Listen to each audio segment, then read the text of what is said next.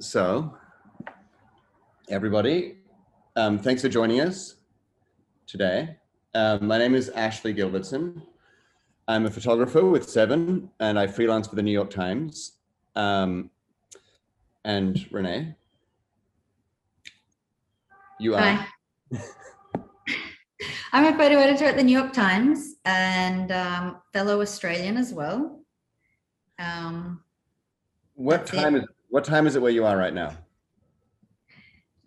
It's just hit 11:03 actually p.m. in the evening, just short of midnight. So we'll pretend it's 9:03 a.m. and I feel fresh, like got a cup of tea, got a cup of coffee.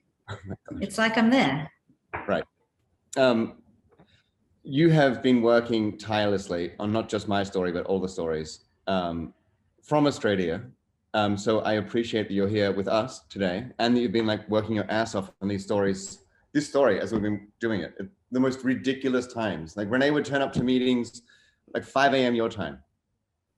Just anyway, it was a bit of a hole at times, I think. It's true. We didn't always put the camera on for those ones, but we got there. So Renee works as a photo editor at the business section. And we met back in February for a coffee because I wanted to talk about a story that I thought we could work on together, which was looking at the COVID-19 as it came into New York. And it was probably the most unique pitch meeting I've ever had in my entire life because I had an idea of what I wanted to do, which was go around and look at how the world and the United States and New York in particular would change as the virus came. So the city was still acting totally as normal. I mean, you couldn't buy toilet paper as easily as usual, but otherwise it was pretty much the same. But then it started changing sort of really quickly and overnight. So we met for a coffee, and midway through my pitch, Renee was like, good, go and shoot. I had my camera on my bike and I walked outside and started working. You got the bill, and like we were off. And it was 2 weeks of just intense work on the first story that we did, which was a coronavirus economy. And then the second pitch was a little bit different. This was much more of a, both stories are collaborative in the production, but then the second pitch was actually a lot more collaborative because I had pulled back from my coverage because I didn't know how to keep my family safe. Like photographing in a disaster is a little bit different when you're with your family, right? So you can't go back to a hotel, much like you would do with cholera or Ebola. You go home, which means you have to work really differently. So I pulled back. I did a couple of jobs here and there, and I vaguely recall Renee giving me a call and saying, why are you doing that when you said you couldn't work? Because I would use you. But it was August. Yeah, you can hide that from me. I know, it's true. I'm not gonna lie. When I saw you out there shooting, I was like a bit salty. I was like, what? Because like even at the end of our first story, like I'm done. I got to protect my family. I can't get these last shots. And I was like, but you've been to war zones, man. And you're like, I can't. So I get it. So I started running a lot and shooting a lot and looking at the city as it changed. So Renee and I would swap messages, and I think you had gone back to Australia just at this point. And I was out one day in early August, and I saw this, which is a little bit hard to see, but it's a picture of a man on a stoop having a $10 cup of gelato with a homeless man sleeping next to him in a doorway. And I posted it. Like I didn't know what to do with all of this work. And I got this email from Renee that said, we have to do something. Like, oh my God, okay. And so it started from there. And I mean, Renee, why don't you talk a little bit about that pitch process? You know, like what you're looking for in a photographer and what you're looking for when somebody proposes a story. Yeah, I mean, this obviously was a very unique, extremely unique story. Generally, what I would look for is something that's a bit unexpected. Somebody who's obviously very driven, who's done a lot of research on the topic, who's just willing to go above and beyond, and someone who is actually doing photojournalism. So they're actually doing the research, going out there, interviewing, writing, you know, sources. Like they're actually doing the things out in the field, which is essentially what a photojournalist is. And I think with this, from its inception when we were together in March, to when I saw your, you know, kept following you and saw your Instagram post thereafter, I knew from my end that it was something I really wanted I really wanted to work on with somebody, and you just fortuitously came into it at like a very good time, because I had been working on COVID stories from out of Asia, because my beat is international business desk. So I had already started from January through March working on all these stories, and some of my colleagues on the desk, I don't think they quite knew its severity, because I was like, guys, there's this thing going on like in Asia, and I'm signing all these stories all the time. Like, this is kind of big. And I don't think any of us obviously knew. And as soon as, you know, that week or two before they sent us home and you had come in, and that's when we sat down and you were like, we need to do something. I was like, if we can, you know, have the economy angle, we need to jump on this, because this is like really going to be big and going to be a serious thing. And we just want to hit the button once like everything gets shut down, which is exactly what happened. And we were like, you had been out shooting so much already. So by the time that the story had developed so quickly in New York City, we just hit publish. And I think the same thing, because once you built up the courage to get back out and start shooting again, and I was just seeing your stuff and I thought, this guy's like documenting history every day, and we need to give it a platform, because I didn't see anyone else doing it like you were. And as soon as I saw it, I just thought, I need to go to the higher ups and try and get this. But then we had to write the pitch, right? We had to package it into the business section. And I think there's a misconception that I've learned, that I already knew, but I have learned intimately now with you, that there's this misconception with business that it has to be like, I don't mean this as a diss, or maybe I do, I don't know. It doesn't have to be a Wall Street Journal story with like men in suits and like pictures of Wall Street. It can be a very human story. It can be a story that would fit in a different section of the newspaper, but it has to have a business angle. So when you package these things, you're finding, you know, a human way of telling a story, but you're structuring it into a business section, right? So we're looking at, in this case, I'm going to share my screen here, and I want to show the initial. Okay, can you see?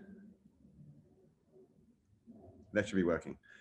So this is the initial pitch. So a few days after Renee wrote to me, oops, sorry, I'm just going to change this so it's, wait for the space bar. There. So a few days after Renee wrote, I put together a pitch, and Renee then shared it with her bosses. So we called it the point of rupture or breaking stress, like just working titles. And it was just a, I don't know, what is that, 250 word pitch, looking at how the economy had changed and the different elements of the economy and what we might be expecting. But to go with that, and I think Renee mentioned this, like this is really important, that I had already been out shooting a little bit for this. So, you know, for photo editors and for photographers, we have a pretty good idea of what we're going to get. Like Renee, you already knew from looking at Instagram a feeling of what we were going to get, except not everybody at the newspaper gets that. So like when you present something to your bosses, it's not as easy as when I present something to you. So having a little bit of work to show helps, right? Yeah, it was really helpful this time, because for the first one, even that was a bit of a hard sell when we went back and we were like, we want to do, you know, I said to them, we want to do this story. And I don't know, I can't speak to other desks in the department, but some of them are a bit easier to like get something over the line than Biz, which they want, you know, a bit of context, crunchy numbers, texture, heavy stuff. Like it's got to have depth, and to make it a business story, which really many things can be a business story, like money and the economy and all of that makes the world go around, and everything could be painted with that brush. But this, when we went back the second time, it really helped to have some of your things. I said, you know, this is what Ashley's doing now, going off of our first one. And like, it would be amazing if we could invest in this and actually give him the time to bring this to something bigger and for us to make it put on our platform. But having just a few of these with your pitch helped them see it, I think. And it was very important. Yeah. So we started working in August, and then this weekend, we ran last week, but this weekend we had the front page of the Sunday paper, that one. And then we had this, which is a first and probably a last, but that's good by me. Special section in the newspaper, which was in yesterday's paper. And it's 40 pages of photographs. It feels like a book, you know, like it's a photo essay, which is our section in the paper. Like I've never been so proud of having anything in the newspaper. It's yesterday I was a little bit overwhelmed, to be honest. So I'm going to go through now some of the pictures. Oh, I wanted to say, by the way, to everybody who is listening, should you have any questions, please just click the Q&A on the right-hand side of the Skype, and you can put questions in there, and Renee and I will come to them once we have exhausted ourselves from our stories. Okay, so Renee, you just tell me if you want me to stop on a certain picture. But I want to, like, the notes that we needed to hit to make sure that this remained an economy story were the main points of changes in New York as far as economy went, and also things that have led to the current recession that we are in. So looking at, you know, how New York City normally would take in $60 billion a year in tourism, and there's no tourists. Looking at hundreds of thousands of jobs that have been lost. I mean, I think the main thread that we were looking at, which is the main visual element of how New York has changed, is how inequality is now absolutely visualized on the street, whereas prior to this, it's been pretty well hidden. You know, you could ride in a Rolls Royce from the Upper East Side to Per Se, which is a Michelin-starred restaurant, and you could have dinner and then ride home. Now you're doing all of this stuff on the street, side by side with other New Yorkers. So this is just a few of the, like, we've only got, I think, about 20 pictures in here from the essay, which the final edit online, I think, had 58 images in it, which is, again, a first for me in this newspaper, or any outlet for that matter. Like, I've seen books with less pictures in it.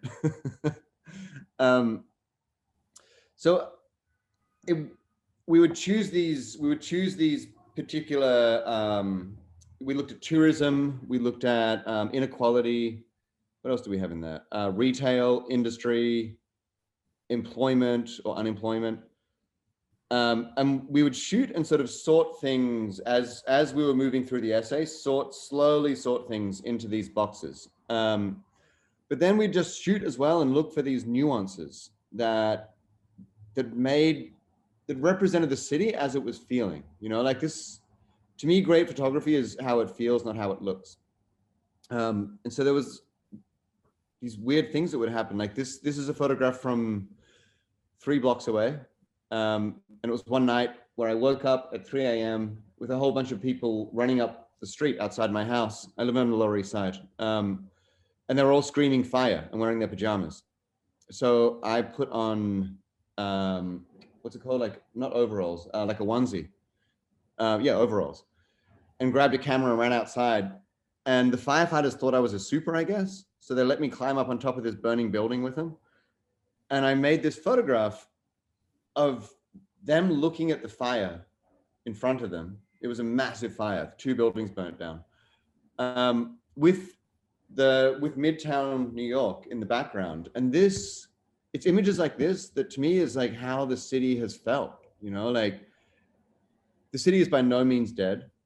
A version of the city died, that's for sure. But the city is alive. You know, there's a lot of energy. There's still millions of people here, but it's been devastated. So images like this, where you do have these landscapes of the city, it represents a bigger picture, which is one of the things we've been looking for throughout, you know. I think that this was one of our key images.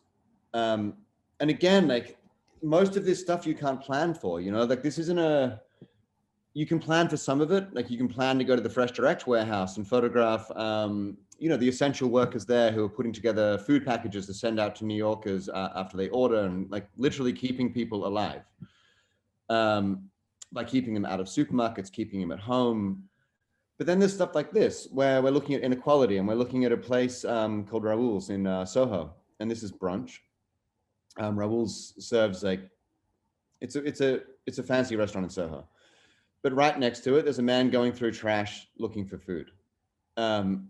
So sometimes, and a lot of this story, it's just a question of, you make a plan. I'll talk to Renee and I'll say, like, I'm going to look at tourism, or I'm going to look at this. I'm going to, like, I want to focus, like, here are the other points. And we would have these huge documents, like these plans, and we'd be adding ideas to it. And I'd be like knocking out the ideas and trying this, and that failed, and this works. And like, it's a constant collaborative process. And these lists that we're making of ideas, like, sometimes I have terrible ideas. Sometimes Renee has an amazing idea, and we bounce off one idea into another thing, and then it turns into this. And then we get a picture like this. I'm like walking through Soho looking for outdoor dining images, but it turns into the lead picture for inequality. So it's a question of being out there, but being very conscious of what you're doing. And I think when you're working on an essay this big, and it must feel the same way for you, Renee, on your side, it feels like making a movie, you know, like there's so many notes that we need to hit. There's so many points that we need to make. And it's this story, this huge story. I mean, it's a story of a city. It's a story of a pandemic. So like even running, you know, like this is a day I was out running, and I couldn't find a way to represent the actual economy. And I went to Wall Street, I don't know how many times, like trying, but there was never anybody there. It was just empty all the time. And so this was just like a morning run. And I got really lucky. It's outside the stock exchange, but it's this moment where it looks like everybody's frozen in time, which is also how New York City has felt for many months.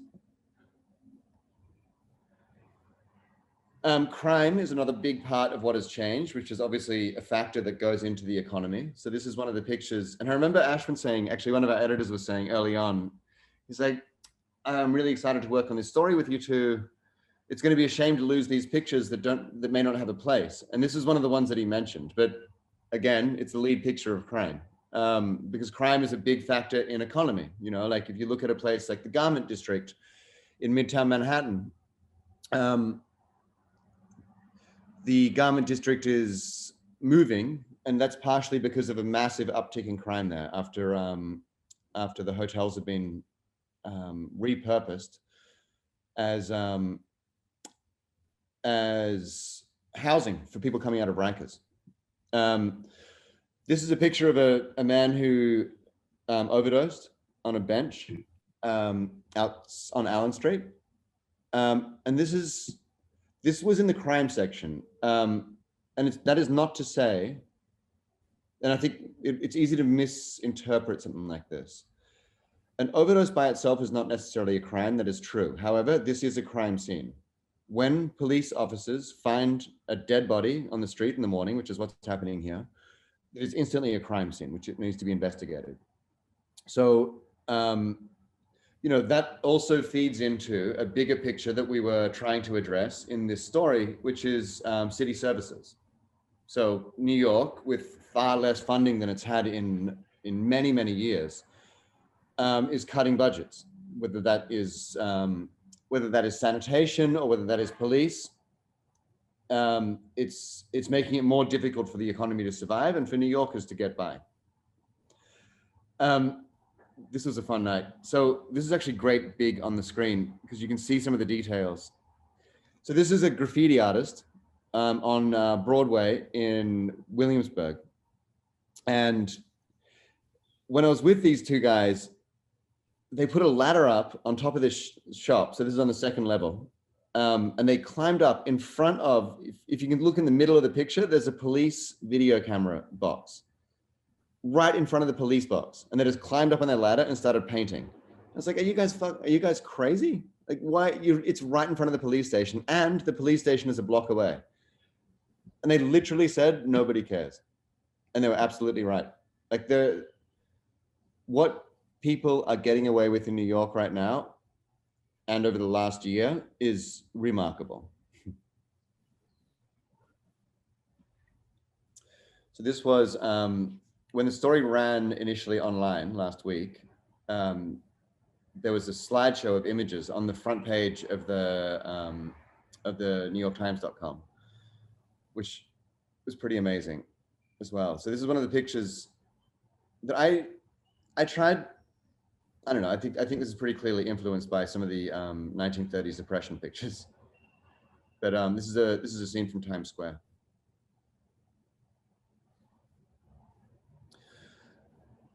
This picture may not be an award-winning image, but I am so proud of this picture. This is people selling counterfeit luxury items on Canal Street. So normally these men and some women who sell this stuff, they'll have it on blankets and they'll have a few bags, or they'll have like a little book that they show you, and you have to go to a back alley and then you buy this like Louis Vuitton bag or whatever, a fake Louis Vuitton bag. Now it's just on the street. Like if the police came, there was actually an anti-counterfeit squad. And if they came along, all of the guys would grab the blankets and run. Now, as long as they don't set up a table, you can do anything you want. So you can see there's just like the whole street is now lined with counterfeit goods sellers. And you can see that there's a cop car in the background doing nothing. In fact, the counterfeit seller is more concerned about what the other guys are selling than the cops behind him. Whereas, 6 months ago, this guy would have been half a mile away in an alley hiding from the police.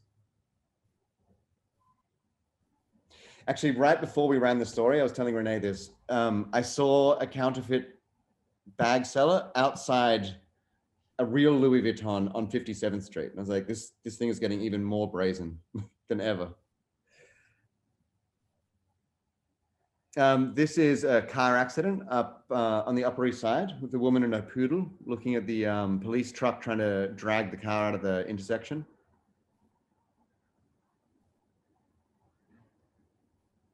And this is the lobby. So most of the hotels in New York have either been repurposed as homeless shelters or as housing for people who have to leave Rikers Island due to COVID dangers out there. Rikers Island is a jail in New York. Prison, actually, sorry. And then a lot of the luxury hotels actually closed down. So this is the Conrad Hotel in Midtown. And it was a sculpture in the lobby that I photographed one day. And it was like, this was the funny one, Renee. Like, I filed this and I didn't really see it. I was like, okay, it's cool. And then you were like, oh my God, you got it. So again, like that collaboration, right? Like sometimes I would file stuff and I wouldn't see it. And Renee very much would. So this is in Meatpacking District, and like as places started to reopen with outdoor dining. And Renee, like we both did research and discussed at length subjects, but do you want to talk a little bit about like the importance of being able to work together on production of this stuff, but also being able to do it yourself, like knowing that your editors have got other people to work with? Yeah, I mean, I feel like with this and with working with you, we already had a good synergy from our first project, and we'd sort of laid out a bit of a plan of what we wanted to achieve. But I think the beauty of this and working with photographers like yourself, you need to be let free to go and make the images, find the images, immerse yourself, be the eyes and ears on the ground and have that freedom. And I was essentially relying on you for that, because I mean, I'm sitting here in Australia, and I wasn't ready or willing to finish this project unless I felt like I was there in that moment, in that spot, walking down that street, feeling that thing. And I feel like after, you know, each iteration, every time we went back out and shop more and we researched more and we thought of more areas and places, and, you know,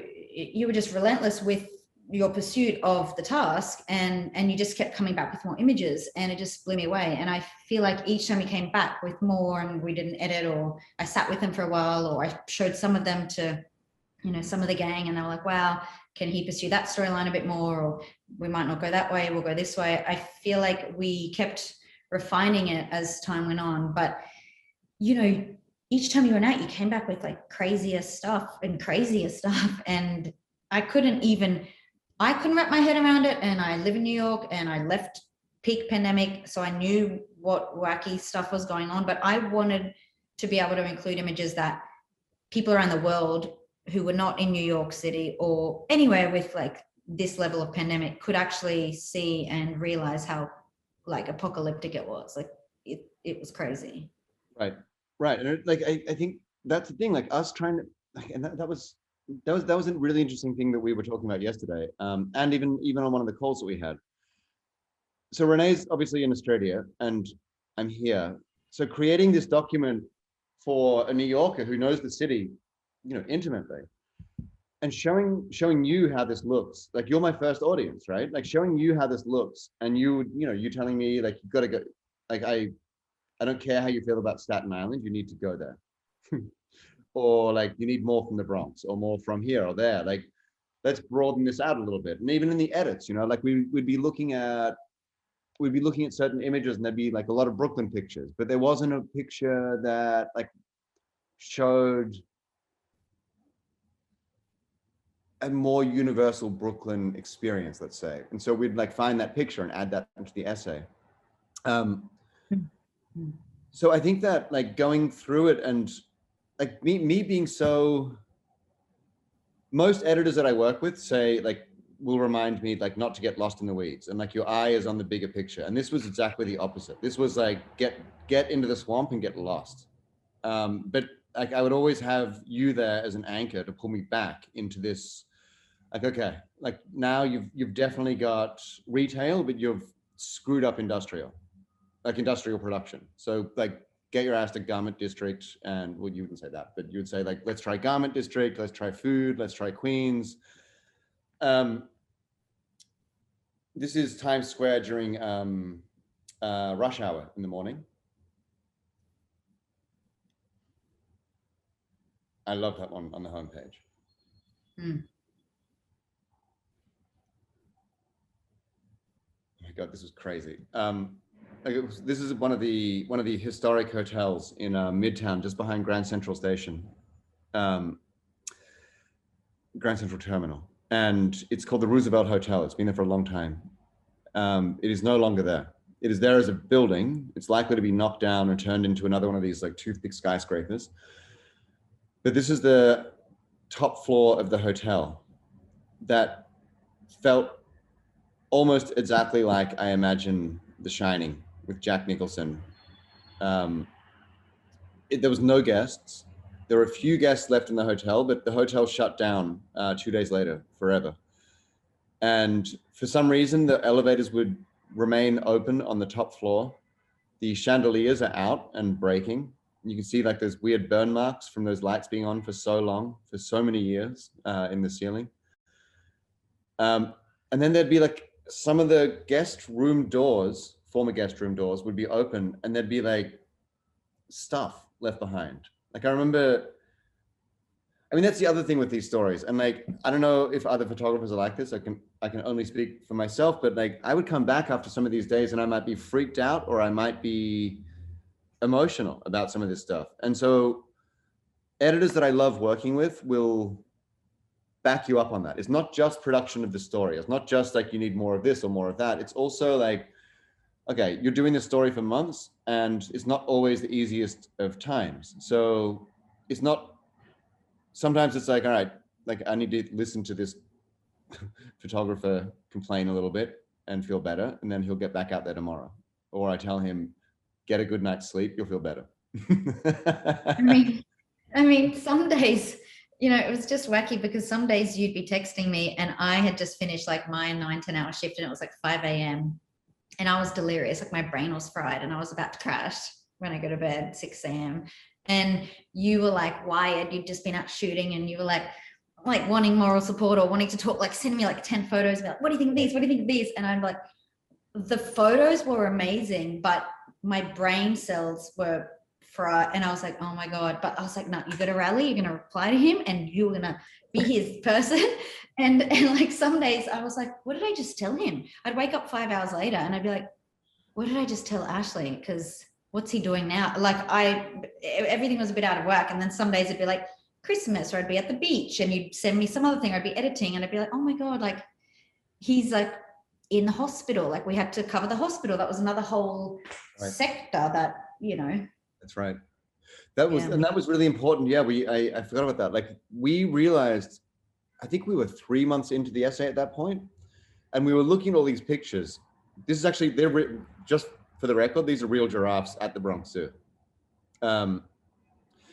We were a few months into the essay and we realized we have pictures of people in like these quarantine, like these, I forget what you call them, like those white suits with the masks and all that stuff. And like you would occasionally see that in the city, but we hadn't actually approached COVID-19 head on. And even though we know that's what the essay is about, we needed at least an image. We needed to represent it in the story. Like this is the heart of the story. The reason all of this is happening is people are sick and there's a pandemic. So we arranged access to Mount Sinai in Brooklyn. And I spent a couple of days at the ICU there and in the ER. And that was one of the photographs that appeared in the story. But, you know, then I had to quarantine for 4 days after that.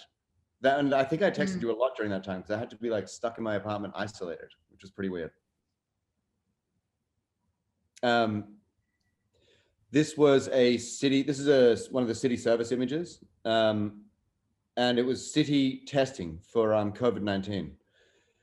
And so one of the things that I like about how we work on these things is you have these, like we all have sources, right? We call them sources. So it's people that you can call and get contacts or network and try to get access to certain elements of things that are happening on the story that you're working on. And this was a wonderful example of that. Like I am not just a photographer, I'm also an archer, I'm a father, I'm a runner. So on my Instagram, I have thousands of people, many of whom live in New York or know people who live in New York. So occasionally I'll say, does anybody know anyone who's working for the city doing COVID testing? Or like a friend, another runner wrote to me and said, like, you know that Olga, a runner friend of mine is a nurse and she's an Olympic runner, an Olympic qualified 800-meter runner. And she's a nurse working on the front line. Like, okay, I'm going to visit Olga. So here's Olga in Sheepshead Bay, Brooklyn. And then I saw her the next week, actually, winning a race at Icahn Stadium, which is pretty cool. So like, but falling back on that network, like I can't photograph a friend moving out of their house, but I can post on Instagram and say, do you know anybody leaving the city? And that was a dicey one. Like we did post that. I got so many, it was amazing. The response, I've never had so many DMs. And that was one of the sort of indicators. Like we weren't sure how many people were leaving. We heard rumors from City Hall about percentages of how many New Yorkers had actually left. Of course, the New York Times studied cell phone data, which looked at like Soho, the Upper East Side, the West Village. 40% of residents left. This is one of our earlier images. This is a park over on the East River, and the city had cut the budgets for gardeners, so they brought in goats to weed, which were remarkably effective. And I would definitely love to lobby for more goats in the city post-pandemic. It was so much fun. Subways were largely empty in Manhattan, and this is another story for another day, but in the middle of the city, the subways were mostly empty, and this is a Bronx-bound subway.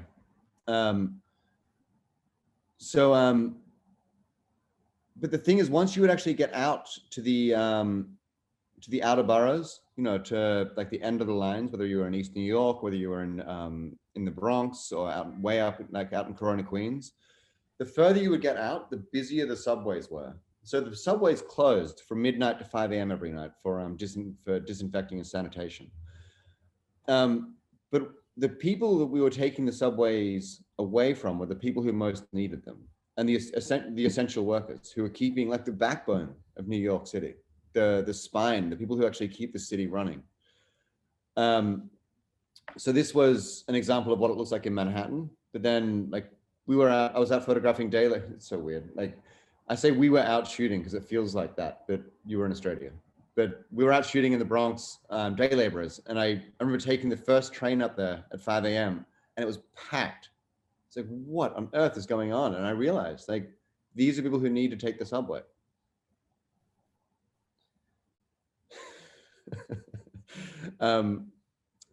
This was an image outside Fashion Week. We covered Fashion Week as part of the industrial production, because New York City is very much a center of fashion in the world. And a lot of the garments are actually produced here. So like in the garment district in Midtown Manhattan, near the Times office, you know, Calvin Klein will be upstairs and he will have an idea and he'll walk downstairs to a textile shop. He'll check a bunch of textiles, buy a bolt, and then take it to a different factory and have it made into some sort of dress or a suit or whatever. And that's been changing. So Fashion Week was another big change. Usually this is something that brings in thousands and thousands of people, but there was one catwalk in which the models didn't walk. They stayed in place 6 feet apart, and people were ferried around on timed sort of tours of this weird catwalk outside. So this was outside, like on the red carpet. And there's a woman who turned up wearing it's called a COVIDizer, but it's basically a fishbowl with N95s in it, which I was apprehensive for us to run initially, but then I kept seeing people around the city wearing these and I was like, okay, it's not that crazy, it turns out. I still think it's crazy, but. I mean, I was extremely drawn to this image because of its bizarre. She's so natural, right? She's so natural, but like no one in Australia would be doing that, even if we were in a pandemic. It was just such an obscure, quirky, wacky, offbeat image that had to go in. Just had to go in. This was a man who recently lost his job as a security guard, and he was having a bath. He said, under the gaze of Zeus himself, in the fountain at Grand Army Plaza in Brooklyn. So this is Mount Sinai. This is a man who had a life-threatening case of COVID. He's on a ventilator. This was a pretty amazing place to work. I wish that I had spent more time at hospitals last year, but I didn't. Well, the administration changed the laws so that it actually made it very difficult for photographers to spend time inside hospitals. It's not to say there's no images, but it made making those images a lot harder. This is one of my favorites. It's a picture of the Staten Island ferry. She's an essential worker on her way home after a shift. And again, it's one of these more nuanced images that doesn't feed directly into inequality or doesn't feed into tourism, but it is a much bigger statement, you know, a statement that I think wraps up a lot of what we're trying to say with all of these different sections and all these different images. So Renee and your colleagues edited like these different sections of images that we had, but then there was the top section and then the close, like the opening and the closing. So there was and I think if you like Renee, I think if you wanted to chat a little bit about the the process of the production of the essay is always fascinating to me. Yeah, I mean, there was no sort of set, we're doing a big interactive 6-month project.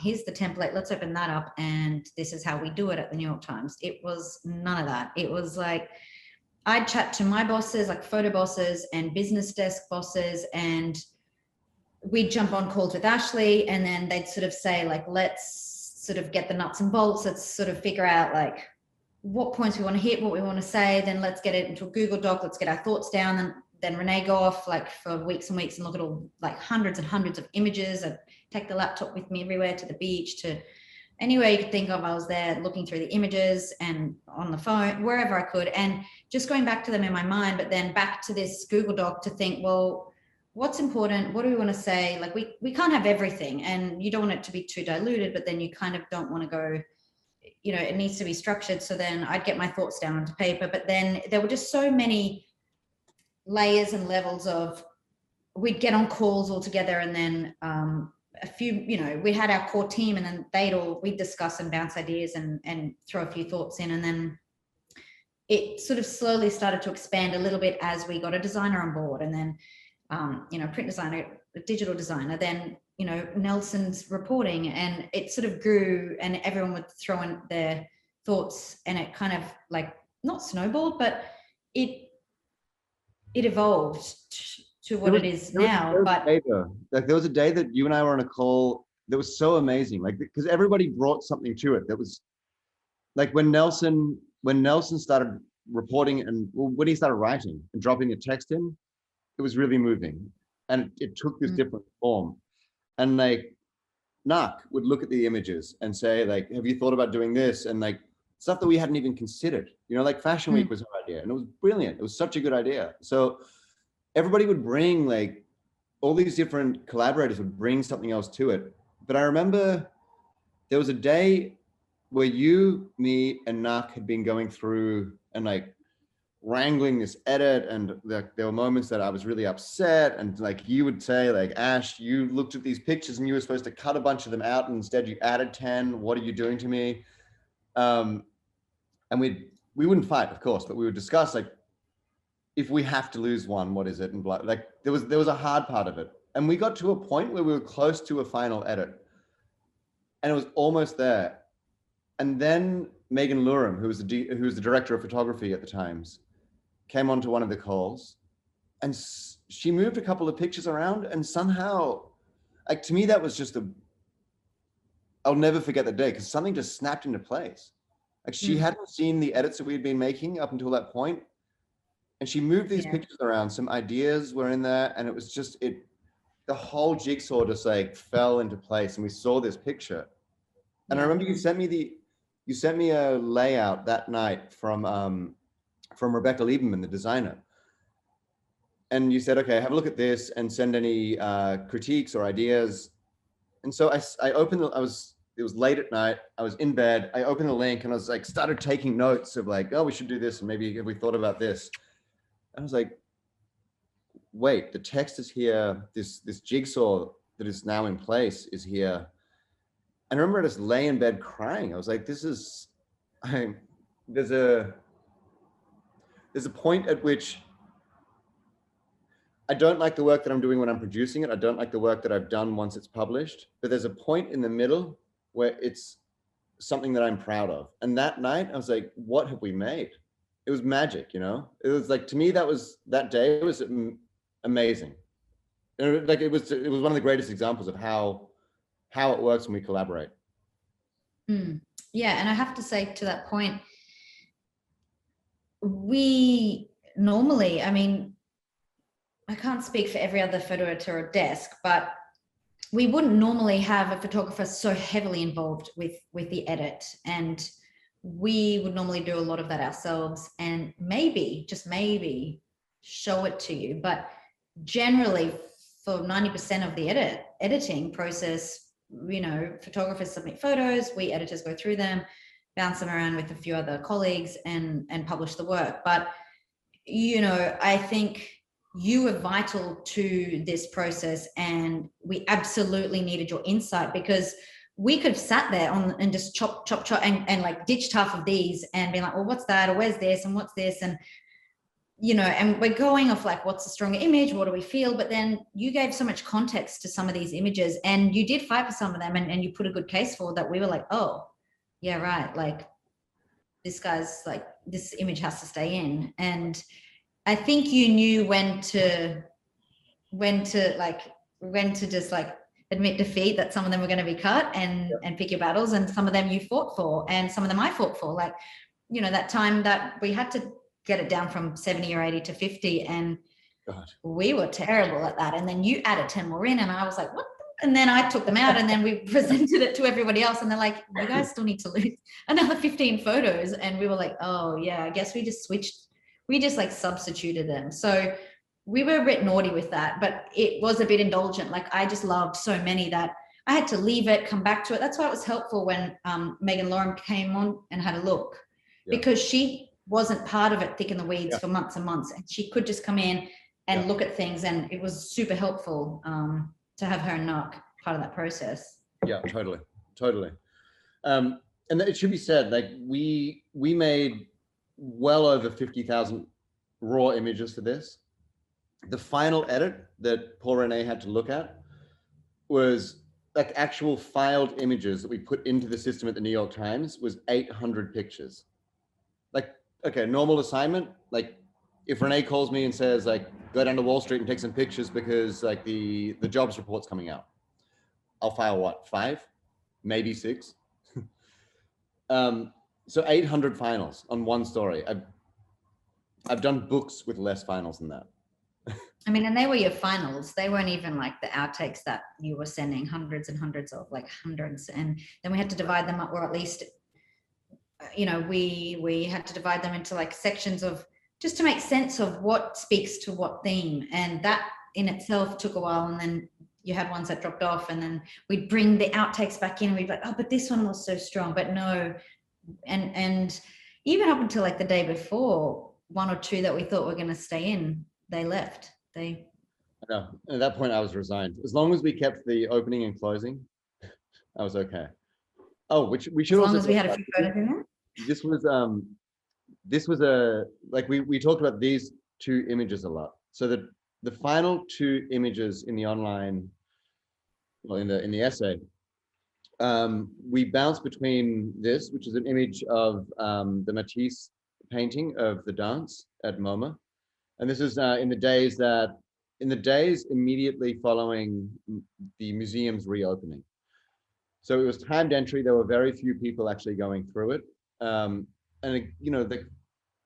the cultural art scene in New York is one of the most important parts of this city's existence. I mean, it's where the city's energy comes from. Of course, it's an economic center and it's a fashion center, but the creative and cultural institutions of the city are one of the things that keeps this place anchored. So MoMA was, I think, a really important place to actually photograph. And I waited in this room for about half an hour until a small group came through. And this boy stayed on this chair in front of this painting. And it was an image that like shows what we had temporarily lost, but also the isolation that we were feeling.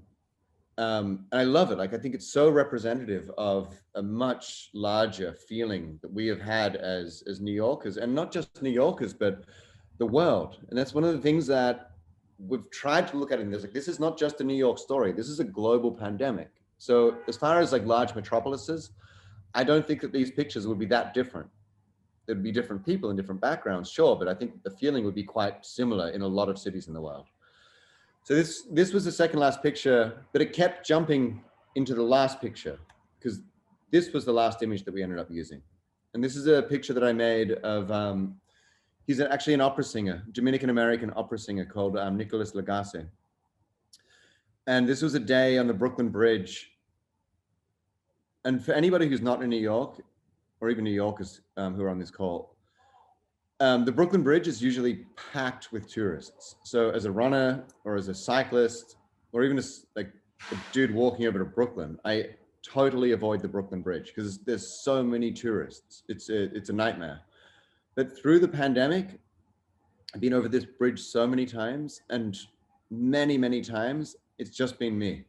You know, for a mile from Manhattan to Brooklyn, and then a mile back, I will not see another soul. There's been days that there's been no cars underneath, you know, the pedestrian walkway.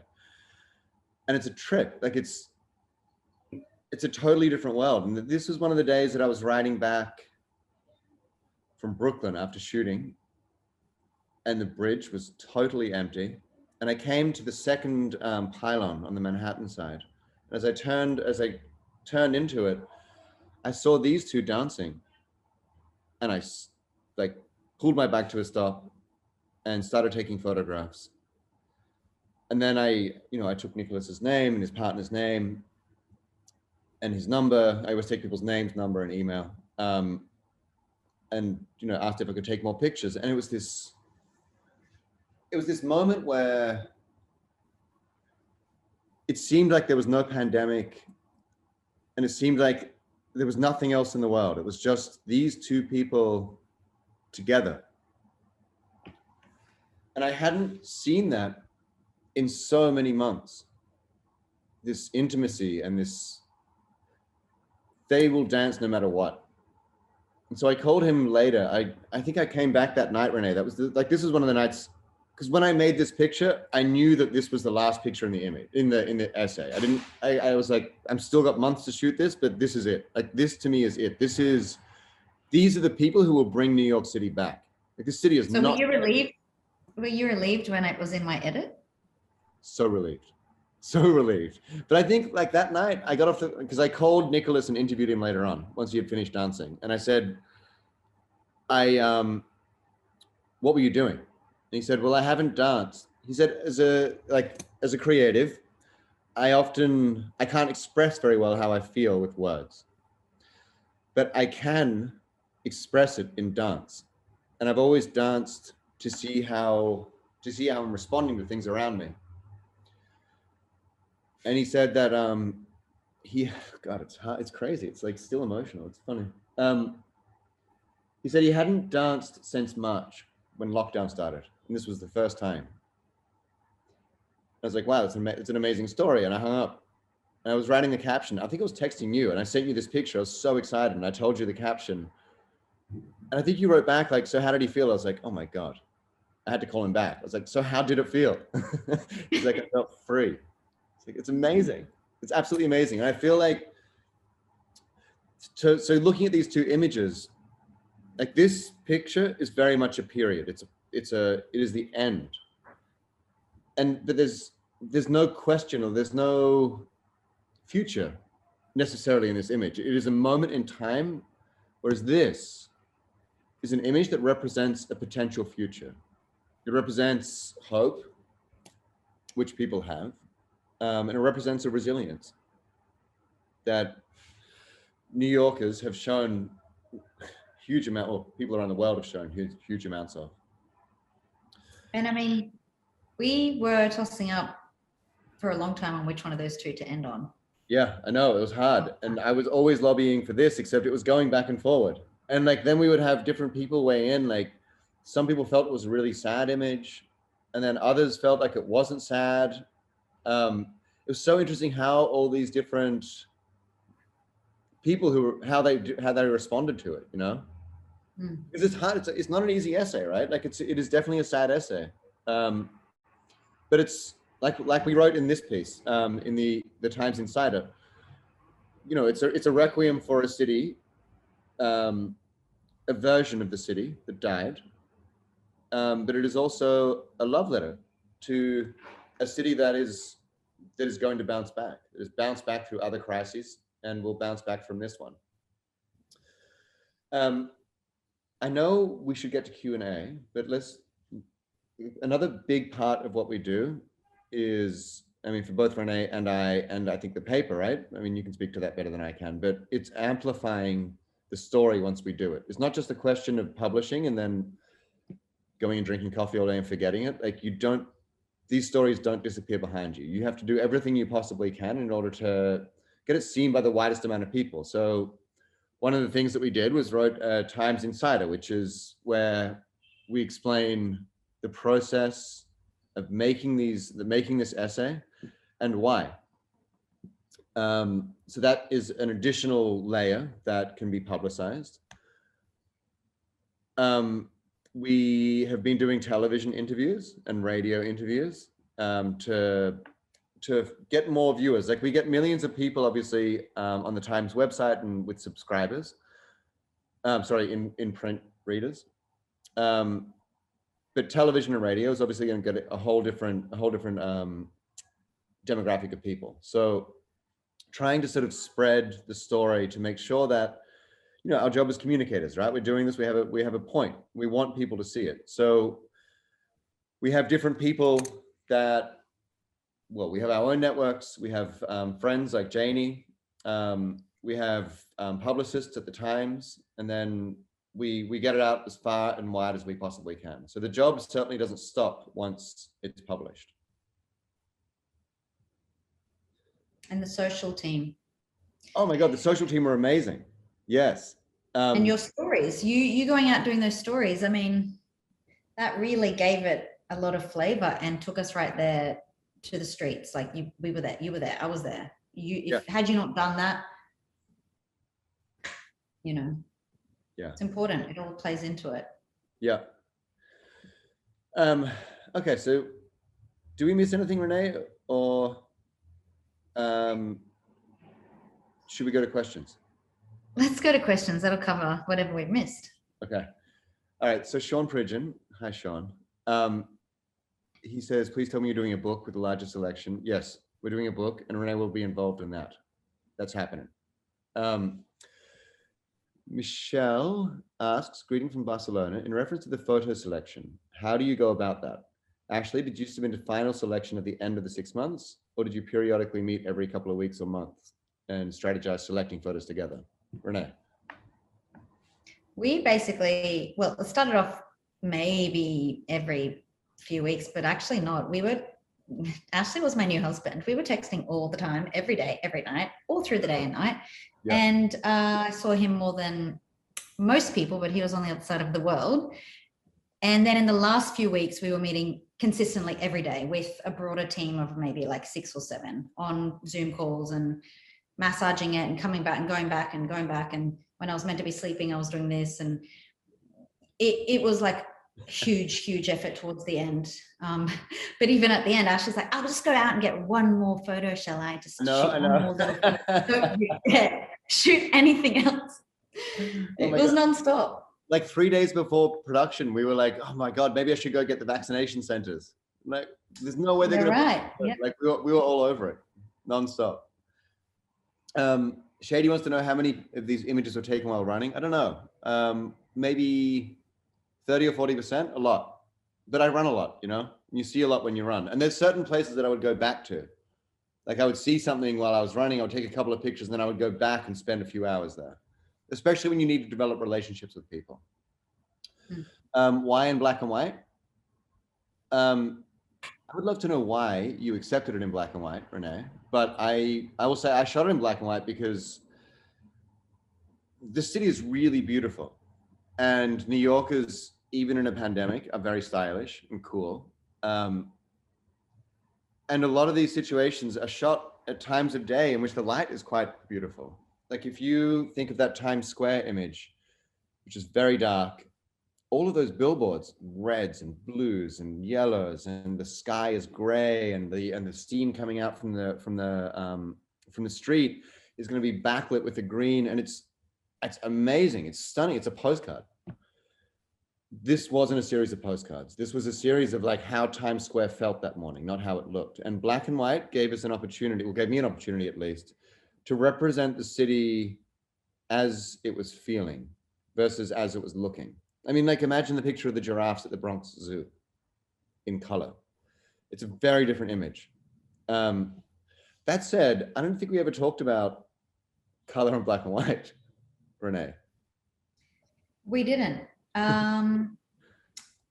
I think I had discussed it with some of my editors and managers, but I will be honest, I wanted to see it in color, and I wanted you to file in color. I was curious because we don't see a lot of your stuff in color, and when you did file for the first story in color, I was like really drawn to them.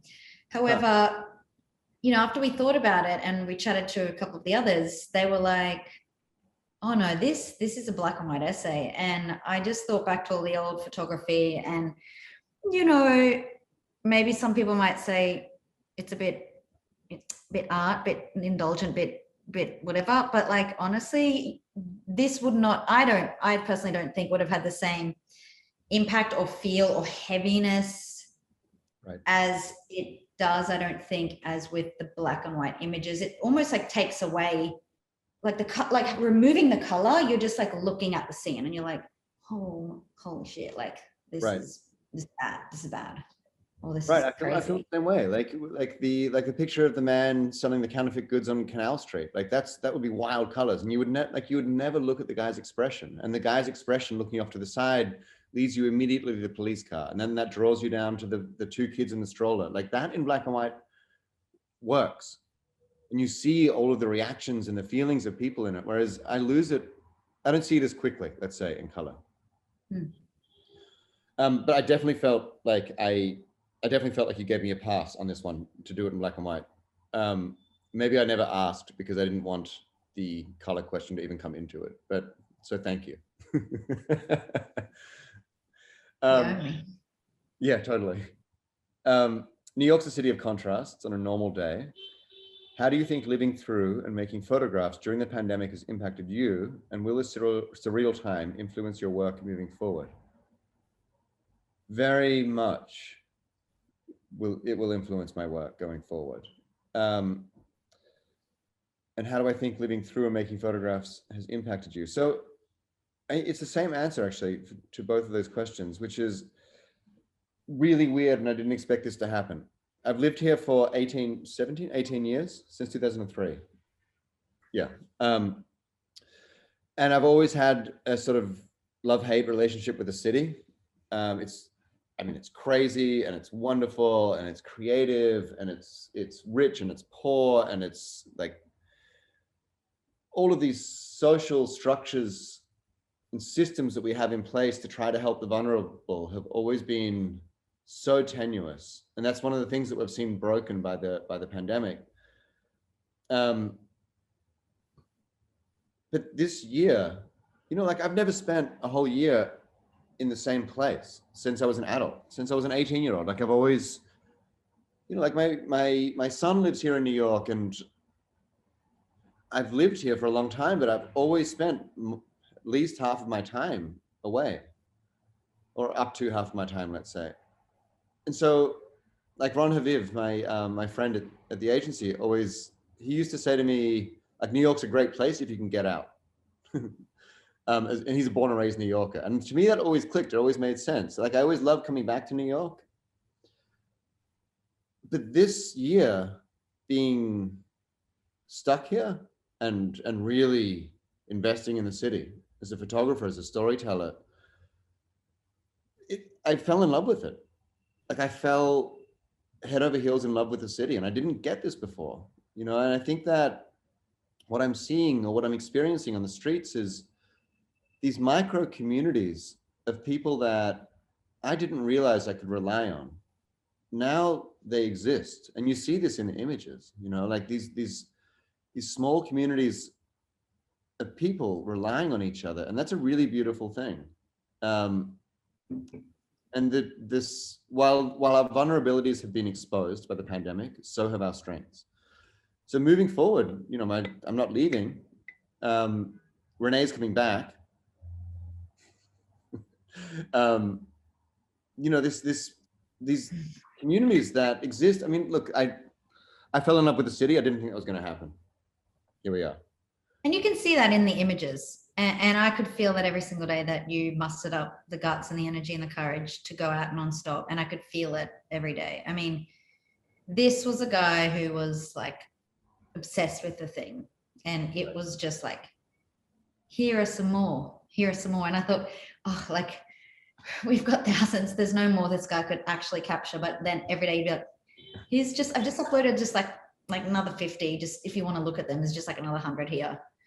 Right, that's right. And it's Christmas and it's like New Year's Day. I'm like, when's the project finishing? Have we captured everything now? I feel like we hit everything. But then you just kept making more pictures because more things were happening, and we needed that. Like, you just didn't stop. And I think, granted, like, the New York Times, like, I don't think we usually do sort of 6 to 8, 10-month long-term projects, or when we do the few and far between, it's like, it's a big heave, it's a lot of investment, you know, there's a lot of buy-in, and we've sort of got to be sure that it's going to make its mark and going to be worthy of it. And I feel like it goes back to the New York Times' mission of like seeking the truth and helping people understand the world.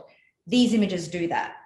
And that's why I love it so much. Like, because, you know, I'm studying right now on the side, and in my course, we're speaking a lot about values and missions and all these things about companies. And it wasn't until I started studying, and then you started doing this, that I'm like, wow, this is essentially, we are fulfilling the role of the journalism, and your storytelling was doing that. I mean, we curated it and finessed it, but like, you were out there you were bringing it all together. Like, there's so many times that I'm proud to work for the paper, and this is definitely one of the big ones. Seeing the investment, like, this is, like I said, I'm never going to have a section like this in my life. I've never had one before. It's such a major investment of people, and sure, I don't even know what the money side of it, like, but just the teams, like, you sent me screenshots of so many people on these meetings. I was like, oh my God, what is going on? It's wild. And so that gave me a lot of hope. Like, I feel very much that journalism is a public service above all. And this to me was an example of that. Like, the paper getting behind something this big was beyond my wildest dreams. Yeah. How do I find the scenes and situations that I photograph, and how do you research project theme? Okay, so I think we explained how I find the scenes, but researching the project theme is actually really important. Like, Renee and I would obviously do research, and we would share articles and like look at, you know, like, you start broad and then you like get more specific as you go in the research. But looking at, like, we started looking at recession indicators, and Renee is better at this than I am because she's an expert in business and in photography. I'm not an expert in business. I don't understand money at all. So I would look at like broad indicators, and then like we would send an email to Nelson, the reporter, and to Ashwin, the editor, and say, okay, here are the recession indicators that we've identified. Here are the examples of them that I think were found in New York. What are we missing? You're like, let's bring in actual experts. And if I wasn't working on this story with the Times, I would have gone to either reporters or academics who could have advised me to make sure that I wasn't screwing it up. I photograph on my phone and my Fuji camera, a lot on my phone, actually. You'd be amazed which ones are which on these.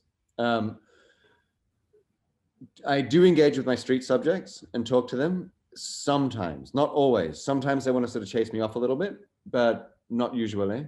But I would say 95% of the cases here, I engage with people and I explain who I am, what I'm doing, the context of the story, and then when I expect it roughly to be published. So I don't want, you know, and this is part of journalism. You have to explain who you are and what you're doing. And I think this is actually becoming more important as we move into, you know, a more developed society. People, like, we need to be transparent.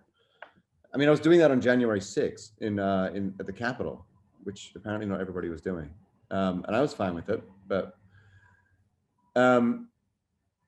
okay, so how often were you editing together? All the time.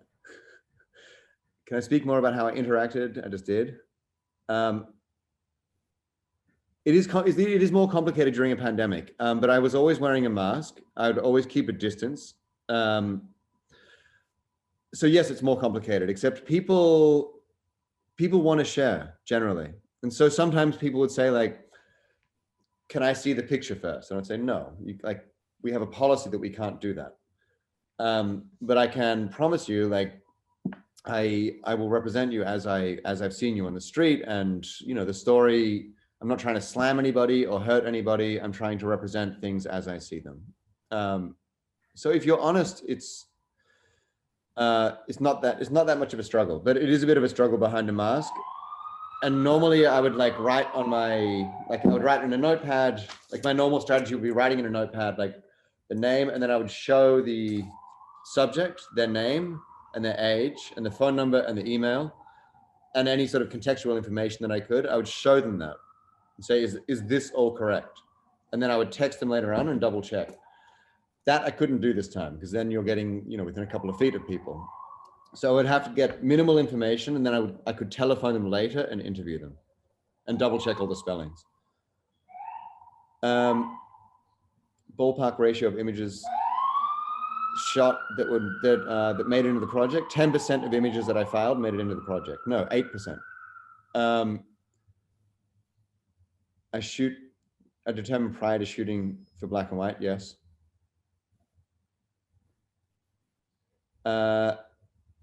Ash's process. Okay, we got that. The rule changes for journalists in hospitals. Yvonne, if you Google, if you're still here, if you Google HIPAA laws, HIPPA, laws, photography, COVID, Trump administration, there's actually a good story in the paper about how the laws were changed to make it virtually impossible to photograph people suffering from COVID.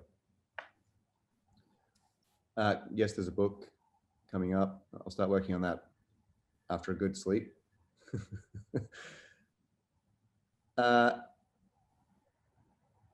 It's interesting how the collaboration with the right people can give life to a project which may otherwise never see the light of day. Is this type of collaboration typical in the trade? I don't know. Sometimes it's pretty special though. I wouldn't say this is typical. I would say this is actually exceptional. It's rare that you find a work wife or a work husband like this.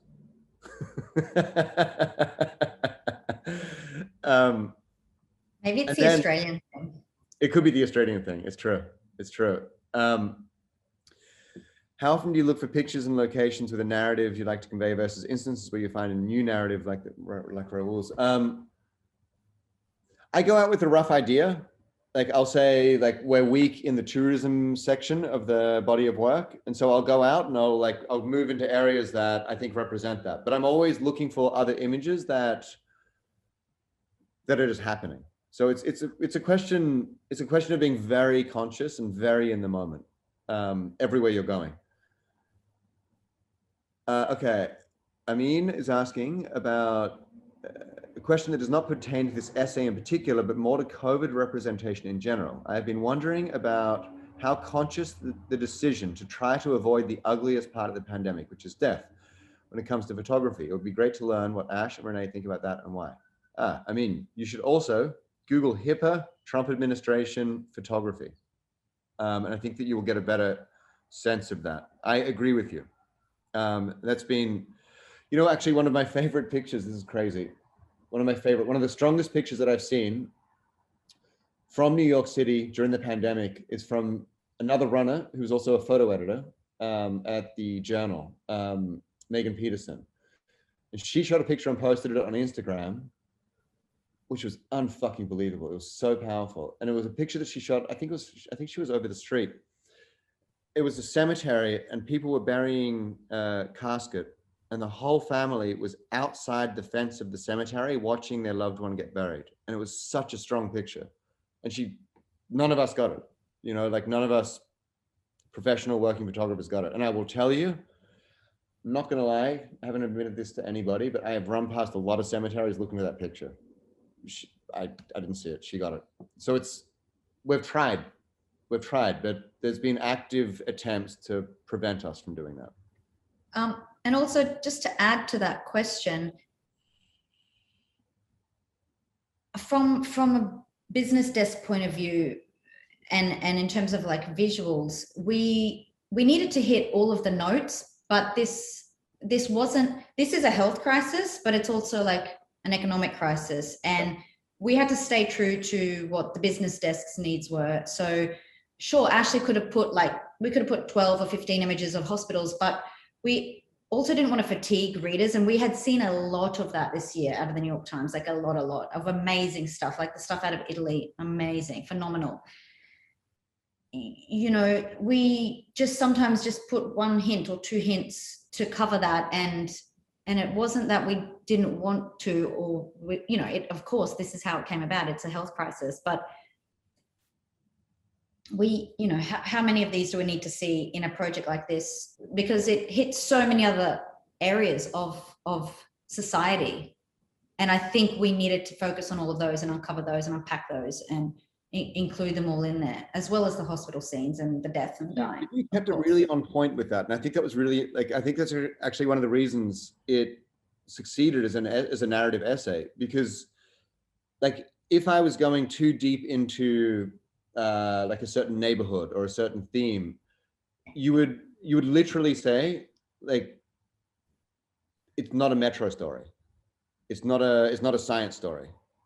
Like, I could have spent a month at the ICU at Mount Sinai photographing there, but 2 days was enough, especially given that you have to isolate for 4 days afterwards. So I think with any essay, and this answers some of the other questions that are there, like with any photo essay, going back to the first day and then like going out forward from there, we do want to get lost in the weeds and see what we see, but we also have to keep it focused, because if your story doesn't have a focus, it's not really a story, right?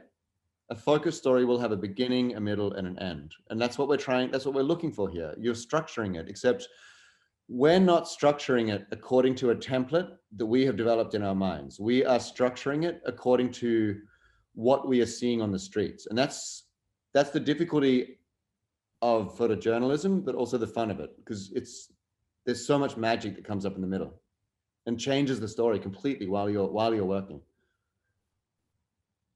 The wonderful interior shot of the family with a man on the table and a wife holding the baby and other kids by her side. How did you get that? I did not know them. I actually, that was from Instagram. I was asking like, who's working from home? So Corey, who's the mom in that picture, and she's actually a photographer that works for AOC. She wrote and said, yes, we're working from home. And those guys were fantastic. They were absolutely amazing. Like, I interviewed them beforehand. We sat around and we talked for about an hour, 45 minutes, I guess. And then they said, okay, you want to see? Yeah, I want to see. So we went inside. He opened his computer and started like an all hands meeting with his team. And meanwhile, the kids are screaming and they want this thing from the shelf. And Corey is like trying to help, and she's also trying to work. And then there's like another one of the kids is climbing up on the chair, and he put his head down, trying to have this meeting with his team. And I took a picture. I've got 2 frames of that, and that's the second frame is not good. And he picked up his head and looked at me and said, the one thing I did not intend today was to become a meme in the New York Times. It was so funny, but it was such a representative moment of how a lot of people are feeling. I'm sure we can all relate to that in one way or another. Some of my shots seem to come from wide angle, others from longer. No, that's interesting. They seem to come from that, except that it's all shot on a 50mm, which is the standard lens. What was my daily routine? There's no routine. I mean, wake up early, go to sleep late. That's my routine. I run with my camera very occasionally, but it's usually just like, this is my favorite. It's the easiest. So to the runner and photographer, yes, you shoot with your phone. It's the best. Hello from Colombia. Okay, I can't help but wonder how it can be worth it from a financial perspective. Is it? Nathan Clark, cutting to the economic heart of the matter right there. I don't know any photographers, sorry, I don't spend time with any photographers who, or any editors, or any people for that matter, who are putting the financial rewards of a story ahead of a story that they feel needs to be told. And I think whether something is worth it from a financial perspective is also a subjective question. For me, as long as I can pay rent and drink this disgusting smoothie that I've been drinking, that's all I need. For somebody else, maybe they would want a holiday house in the Hamptons, but so that's a question that I think only you can really answer when you're working. Are more people returning now? And if so, how does that feel considering? No, I don't think more people are returning now at all, but I do think that people are, like right now outside, it's sunny and it's not cold. Well, it's not freezing. This morning it was, but as the sun is coming up, it's, maybe we should actually finish on this because I know it's so late there. So I apologize to everybody else, but Christopher Edwards, how does it feel considering the city was so desolate for so long? What does the period of adjustment for those who stayed look like? So people aren't returning now necessarily.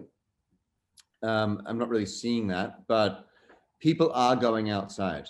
And that, like I was on the Lower East Side yesterday, like running and drinking coffee, just on the street. And Orchard Street was alive. And it was so, I don't want to call it a street party, but people were strolling, people were dining outside, people were smiling. I mean, like at this point, the sun coming out after so much ice and isolation, the sun comes out, it's almost like everyone's taking MDMA. People are so happy. Like I saw somebody on the street that I haven't seen for a couple of weeks. They were like, Ashley! It's like, oh my God, easy. It's the people who are here now are the people who want to be here. And that is a different New York than what I've experienced in all these years that I've lived here. There's a lot of people who come here to make it. And there's a lot of people who come here to like get the money. And there's a lot of people who come here because they're ambitious and they just want to see if they can do it. The New Yorkers that are here now are New Yorkers that are invested and love this city. And that is a big, big shift. You know, like walking down Orchard Street yesterday, or running, like I ran 17 miles through the city yesterday. And all of the people that I saw, like these are people who made a decision to not leave. And I know like there's an economic question, like some people can't leave. That is true. There's a lot of people who did have an opportunity to leave and they didn't. So it's a really, the dynamic in the city right now, and for me, the feeling of the future is positive because the city is going to be rebuilt by New Yorkers who want to be here and are invested in the city.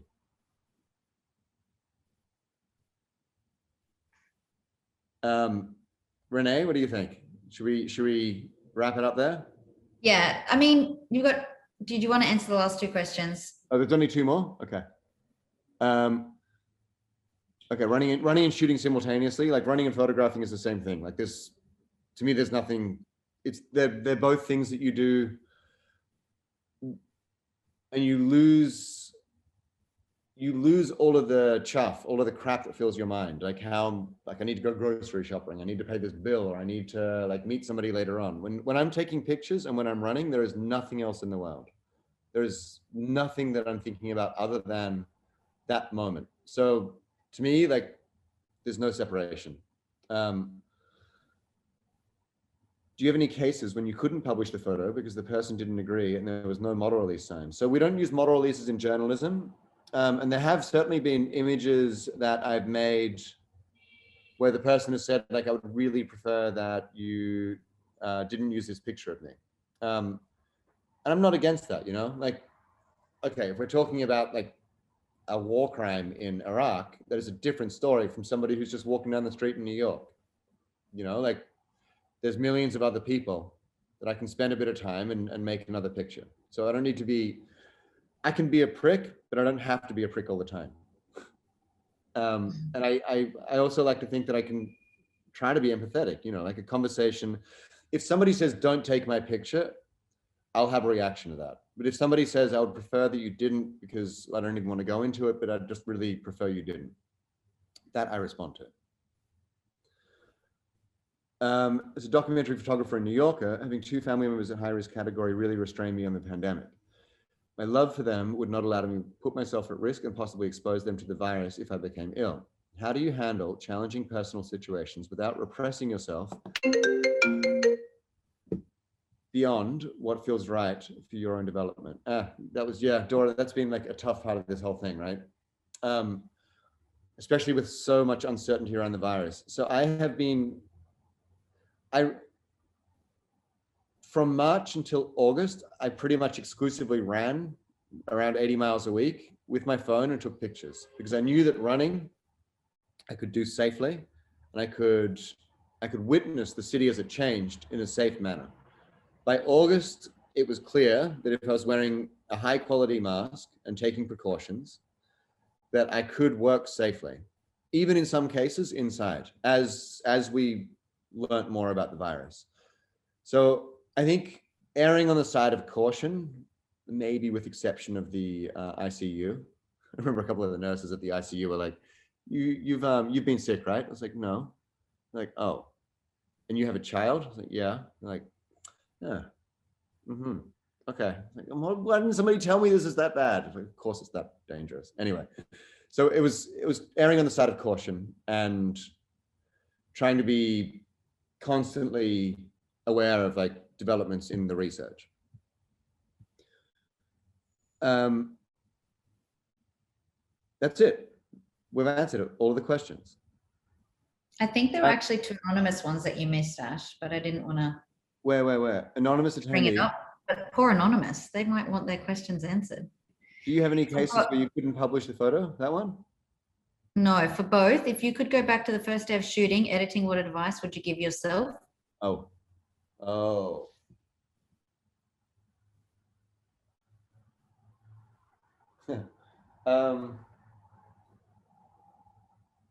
I don't know. I'm not sure that. I mean, look, it's the same advice that I live by, which is be curious. Always be curious. Never get stuck into a preconceived notion. You know, like some of the best advice I ever got as a photographer was from an older photographer that they called Rapunzel, because his career had been so long, he actually held onto his career by his long hair. Back in Melbourne, and he worked at the Australian, and he said, the best way to screw up a news job is to turn up with a preconceived idea of how it should look. And I think about that all the time. Always be ready for it to be completely different from how you expect. But I think that curiosity that Renee also shares is one of the things that carries us through this. So just like, I don't think I would necessarily give myself advice, except like stick to the advice that has gotten you where you need to be. Yeah. Anything, was there another one? Is that it? The one below it. We're all hoping in, yeah. What long-term changes you envision in the city? I don't know. I can tell you, like, this summer is going to be interesting because these streets are now opening up to, and this is going to be amazing.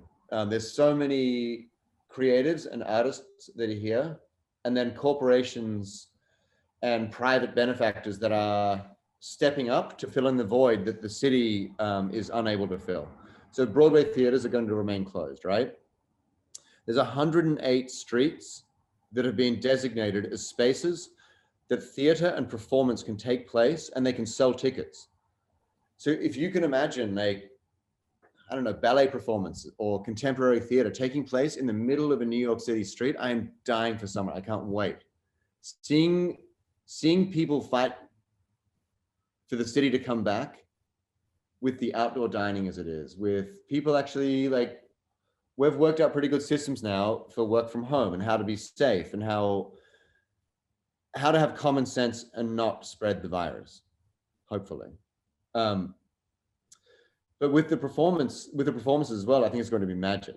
So I can't tell you long term. I'm not sure how it's going to happen. We also have a mayoral election this year, and I think that for long-term changes, whoever wins that is going to really dictate how the city changes long term. But summer in New York, if anybody wants to move to New York, this is the time. Also cheap rent.